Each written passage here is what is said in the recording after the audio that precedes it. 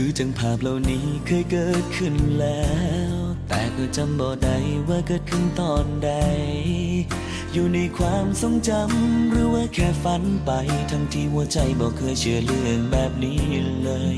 คนคนหนึ่งที่เพิ่งเคยเจอกัน แต่ว่าภาพเหล่านั้นตามเข้ามาหลอกหลอน